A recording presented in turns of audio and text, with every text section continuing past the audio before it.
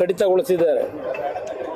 ನಮ್ಮ ರಾಜ್ಯದಲ್ಲೂ ಪತ್ರಿಕೆಗಳು ನೋಡಿದ್ರೆ ಕಳೆದ ಮಾರ್ಚ್ ತಿಂಗಳು ಸಂಬಳ ಇನ್ನೂ ಆಗಿಲ್ಲ ಅಂತೇಳಿ ಹಲವಾರು ಕಡೆ ಅದಕ್ಕೇನೋ ಟೆಕ್ನಿಕಲ್ ಪ್ರಾಬ್ಲಮ್ಮು ಅಂತ ಏನೋ ಒಂದು ಸಬೂಬು ಕೊಡ್ತಿದ್ದಾರೆ.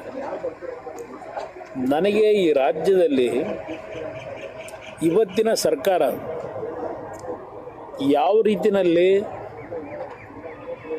ಜನಸಾಮಾನ್ಯರ ಬದುಕು ಸರಿಪಡಿಸೋದಿರಲಿ, ಜನಸಾಮಾನ್ಯರ ಜೊತೆ ಚೆಲ್ಲಾಟ ಇದೆಯಲ್ಲ ಇವ್ರದ್ದು, ಅವ್ರ ಜೀವನದ ಜೊತೆ ಅವ್ರು ತಿಳ್ಕೊಂಡಿದ್ದಾರೆ ನಾವು ಮುಂದೆ 2028ಕ್ಕೂ ಮತ್ತು ನಾವೇ ಅಧಿಕಾರಿಗೆ ಬರ್ತೀವಿ ಅಂತಕ್ಕಂತ ಹೇಳ್ತಾರೆ. ಹಿಂದೆನೂ ಹಲವಾರು ಬಾರಿ ಈ ರೀತಿ ಅಧಿಕಾರ ನಡೆಸಿದಂಥವ್ರು ಹೇಳಿಕೆಗಳ ರೀತಿ ಕೊಟ್ಟಂಥದ್ದನ್ನು ಬಹುಶಃ ನಾಡಿನ ಜನತೆನೂ ಗಮನಿಸಿದ್ದಾರೆ. ನಾನು ಹೇಳೋದಿರಲಿ, ಕೊನೆಗೆ ಚುನಾವಣೆಗಳಾದಾಗ ಏನಾಗಿದ್ದಾರೆ ಇದು ನಮ್ಮ ಮುಂದೆ ಇರತಕ್ಕಂಥದ್ದು. ಕಳೆದ 3 ವರ್ಷ ನಿರಂತರವಾಗಿ ಈ ಒಂದು ಮುಖ್ಯಮಂತ್ರಿಯ ಕುರ್ಚಿಯ ಬಗ್ಗೆನೇ ಚರ್ಚೆ, ಅದು ಹೊರತುಪಡಿಸಿ ಇನ್ಯಾವುದು ವಿಷಯಗಳು ಇಲ್ಲ. ಇವತ್ತಿಗಾಗಲೇ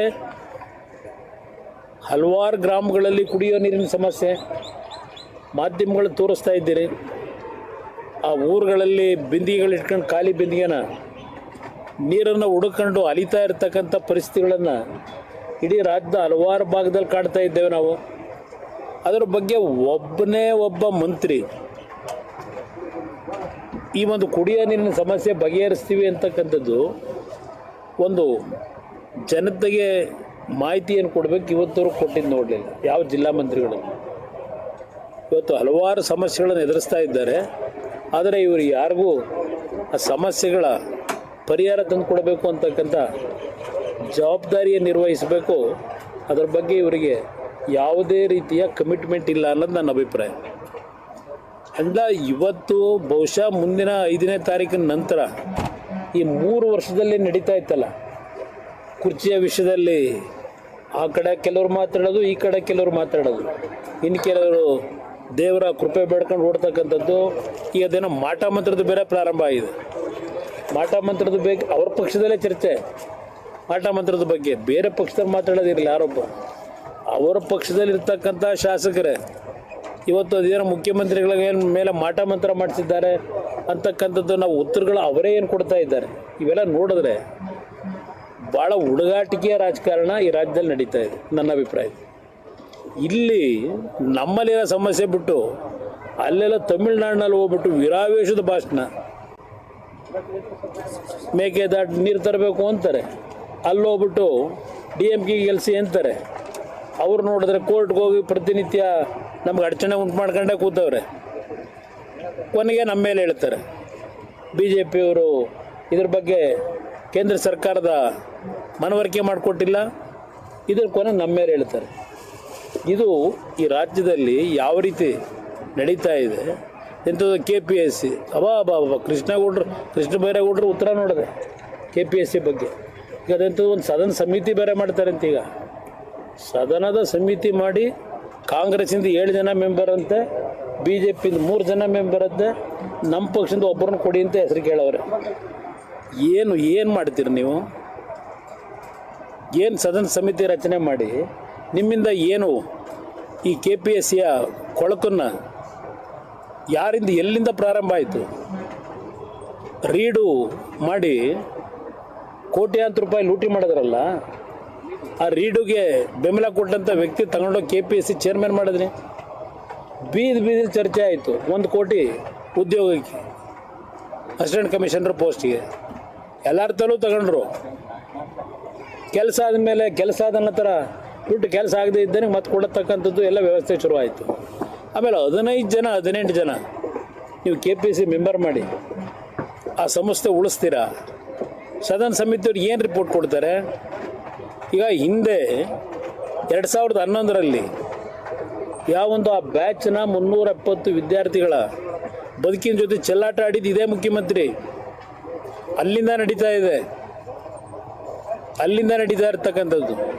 ಯಾವುದೋ ಒಂದು ಹೆಣ್ಣು ಮಗಳಿಗೆ ಉದ್ಯೋಗ ಕೊಡಿಸ್ಬೇಕು ಅಂತ ಹೇಳಿ 370 ಯುವಕರ ಮಕ್ಕಳ ಜೊತೆನಲ್ಲಿ ಹೆಣ್ಮಕ್ಳು ಇದ್ರು, ಅದರಲ್ಲಿ ಅವ್ರ ಜೊತೆ ಚೆಲ್ಲಾಟ ಆಡಿದ್ರು. ಒಬ್ಬ ಕಣ್ಣು ಕಾಣದೇ ಇರತಕ್ಕಂಥವನು ತಹಶೀಲ್ದಾರಾಗಿ ಎಲೆಕ್ಟ್ ಆಗಿದ್ದ, ಕೊನೆಗೆ ಅವನು ಮತ್ತೆ ಎಕ್ಸಾಮ್ ಬರೆದು ವೆಸ್ಟ್ ಬೆಂಗಾಲ್ ಇದನೀಗ IAS ಬರೆದು ಎಕ್ಸಾಮ್ ಪಾಸ್ ಮಾಡಿ. ಇವರು ಕೊಟ್ಟಿದ್ದು ಉಡುಗೊರೆ.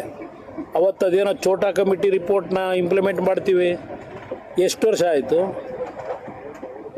ಇವರು ಅಧಿಕಾರಿಗೆ ಬಂದು. ಈಗ ಪಾಪ ತೊಳಿತಾರಂತೆ, ಕೃಷ್ಣ ಬೈರೇಗೌಡರ ದಿನ ಸಮಿತಿ ಮಾಡ್ತೀವಿ ಅಂತೇಳಿ ಭರವಸೆ ಕೊಟ್ಬಿಟ್ರಂತೆ. ಏನು ನಡೀತಿದೆ ಅಲ್ಲಿ? ಸದನ ಸಮಿತಿ ರಿಪೋರ್ಟ್ ಏನು ಕೊಡ್ತಾರೆ ಇವರು ಶಾಸಕರನ್ನ ಮಾಡಿ, ಅದಕ್ಕೆ ಸದನ ಸಮಿತಿಗೆ ಯಾರಾದರೂ ಜಡ್ಜ್ಗಳನ್ನು ಇಲ್ಲಾದ್ರೂ ಪರಿಣಿತಿ ಇರತಕ್ಕಂಥ ಕೆಲವರು ತಜ್ಜರನ್ನ ನೀವು ಹಾಕದೆ MLAಗಳನ್ನ ಹಾಕ್ಬಿಟ್ಟು, ಈಗ MLAಗಳ ಪರಿಸ್ಥಿತಿ ಅವ್ರ ಕಾನ್ಸ್ಟಿಟ್ಯೂನ್ಸಿಗೆ ಈಗ ಸರ್ಕಾರದಲ್ಲಿ ದುಡ್ಡಿಲ್ಲ ಅಂತ ಬಡ್ಕೋತಾರೆ. ಅದ್ರ ಜೊತೆಗೆ ಅದೆಂಥದ್ದು ಈಗ ಕಾಂಟ್ರಾಕ್ಟ್ಗೆ 30% 40% ಅದ್ರ ಯೋಚನೆ ಮಾಡ್ತಾರೋ. ಈಗಿರ್ತಕ್ಕಂಥ ಪರಿಸ್ಥಿತಿ ಜನಪ್ರತಿನಿಧಿಗಳು ಈಗ ಸದನ ಸಮಿತಿನಲ್ಲಿ ಕೂತ್ಕೊಂಡ್ಬಿಟ್ಟು KPSC ತೊಳೆಯೋದು ಮಾಡ್ತಾರಾ? ನಾವು ಕಾಣದೇ ಇರೋದಾ? ಇದರಲ್ಲಿ ಕಳ್ಳಕಾಕರಿಗೆ ರಕ್ಷಣೆ, ಪ್ರಾಮಾಣಿಕ ವಿದ್ಯಾರ್ಥಿ ಏನೇನು ಮಾಡಿದಿರಿ ಅನ್ನೋದು ಗೊತ್ತಿದೆ. ಬಿಲ್ ಬಗ್ಗೆ ಕಾಂಗ್ರೆಸ್ನವರು ಹಿಡನ್ ಅಜೆಂಡಾ ಮಾಡಿದ್ರು, ಈ ಕಾರಣಕ್ಕಾಗಿ ಈಗ ಬ್ರದರ್ ಹಿಡನ್ ಅಜೆಂಡಾ ಅಂತ ಯಾಕೆ ಅನ್ಕೋತೀರಿ? ಈಗ ಡಿಲಿಮಿಟೇಷನ್ ಆಗಲೇಬೇಕು. ಇವತ್ತೆಲ್ಲ ನಾಳೆ ಡಿಲಿಮಿಟೇಷನ್ ಆಗಬೇಕಲ್ಲ. ಇದೇನು ಹೊಸ್ದಾಗಿರೋದಲ್ವಲ್ಲ. 4ನೇ ಬಾರಿನೋ 5ನೇ ಬಾರಿನೋ ಈಗಾಗಲೇ ಆಗಿದೆ ಡಿಲಿಮಿಟೇಷನ್ನು. 2002ರಲ್ಲಿ ಆದಂಥದ್ದು ಈಗ ಮತ್ತೆ ಮಾಡಲೇಬೇಕಲ್ಲ. ಡಿಲಿಮಿಟೇಷನ್ದು ಇವತ್ತು ಪಾರ್ಲಿಮೆಂಟ್ನಲ್ಲಿ ಇಟ್ಟು ಅಪ್ರೂವಲ್ ತಗೋಬೇಕಲ್ಲ. ಡಿಲಿಮಿಟೇಷನ್ನಲ್ಲಿ ಇರ್ತಕ್ಕಂಥದ್ದು ಒಬ್ಬರು ರಿಟೈರ್ಡ್ ಜಡ್ಜ್ನೇ ಆಗ್ತಾರೆ ಅದಕ್ಕೆ ಕಮಿಷನ್ ಚೇರ್ಮನ್ ಆಗಿ. ಇಲ್ಲಿ ಅವ್ರು ಹೇಳ್ತಕ್ಕಂಥ ಪ್ರಶ್ನೆ ನಮಗೆ ದಕ್ಷಿಣ ಭಾರತಕ್ಕೆ ಭಾಳ ಅನ್ಯಾಯ ಆಗಿದೆ ಅಂತೇಳಿ. ಯಾವ ಥರ ಅನ್ಯಾಯ ಆಗಿದೆ? ಎಲ್ಲ ಲೋಕಸಭೆ ಅಧಿವೇಶನದಲ್ಲಿ ಗೃಹ ಸಚಿವರು ಯಾವ ರಾಜ್ಯಕ್ಕೆ ಎಷ್ಟೆಷ್ಟು ಪ್ರಮಾಣದಲ್ಲಿ ಏರಿಕೆ ಆಗ್ತದೆ ಸ್ಥಾನ ಕಮಿಟ್ ಆದರು. ಒಬ್ಬ ಹೋಮ್ ಮಿನಿಸ್ಟ್ರು ಲೋಕಸಭೆಯಲ್ಲಿ ಇಂತಿಂಥ ರಾಜ್ಯಕ್ಕೆ ಈ ರೀತಿ ಆಗ್ತದೆ, ಅನ್ಯಾಯ ಆಗಲ್ಲ ಅಂತಕ್ಕಂಥದ್ದನ್ನು ಲೋಕಸಭೆಯಲ್ಲಿ ಇಡೋದಾದರೆ ಈಗ ಹಕ್ಕುಚ್ಯುತಿ ಆಗಲ್ವ? ಹೆಚ್ಚು ಕಡಿಮೆ ಮಾಡಿದ್ರೆ ಲೋಕಸಭೆಯಲ್ಲಿ ಏನಾದರೂ ಆ ರೀತಿ ದಾರಿ ತಪ್ಪಿದ್ರೆ ಇದು ಕಾಂಗ್ರೆಸ್ಗೆ, ಸುಮ್ಮನೆ ಕಾಂಗ್ರೆಸ್ಗಿಂತ ಹೆಚ್ಚಾಗಿ DMK ಅವ್ರಿಗೆ ಒಂದು ಚುನಾವಣೆಗೆ ಒಂದು ಇಶ್ಯೂ ಬೇಕಿತ್ತು ಅವ್ರಿಗೆ. ಅದಕ್ಕೆ ಇವರೆಲ್ಲ ಕೈ ಜೋಡಿಸಿದ್ರು ಅಷ್ಟೇ. ಇವತ್ತು ಕರ್ನಾಟಕಕ್ಕೆ 28 ಸ್ಥಾನ ಇದ್ದಿದ್ದು 42 ಸ್ಥಾನ ಆಗ್ತದೆ ಅಂತಕ್ಕಂಥದ್ದು ಹೇಳ್ತಾರೆ. ಈಗ 2001ರ ಜಾತಿ ಗಣತಿ ತಗೊಂಡಾಗ ನಿಮಗೆ 42 ಸ್ಥಾನ ಸಿಗುತ್ತೆ. ಈಗ ನೀವು ಹೇಳ್ದಂಗೆ 2027 ಜನಗಣತಿ ತಗೊಂಡ್ರೆ ಕರ್ನಾಟಕಕ್ಕೆ ಏನಾಗುತ್ತೆ ಅನ್ನೋದನ್ನ ಯೋಚನೆ ಮಾಡಿದ್ದೀರಾ? ಸ್ಥಾನ ಕಡಿಮೆ ಆಗ್ತದೆ. ಆಗೇನು ಮಾಡ್ತೀರಿ? ಇದು ಇರ್ತಕ್ಕಂಥ ವಾಸ್ತವಾಂಶ. ಅವರಿಗೆ ಇದು ಯಾವುದು ಅನುಷ್ಠಾನಕ್ಕೆ ಬರೋದು ಅವಶ್ಯಕತೆ ಇಲ್ಲ. ಕಾಂಗ್ರೆಸ್ನವ್ರು ಹೇಳ್ತಾರೆ ನಾವೇ ಎಲ್ಲ ಮೀಸಲಾತಿ ತಂದು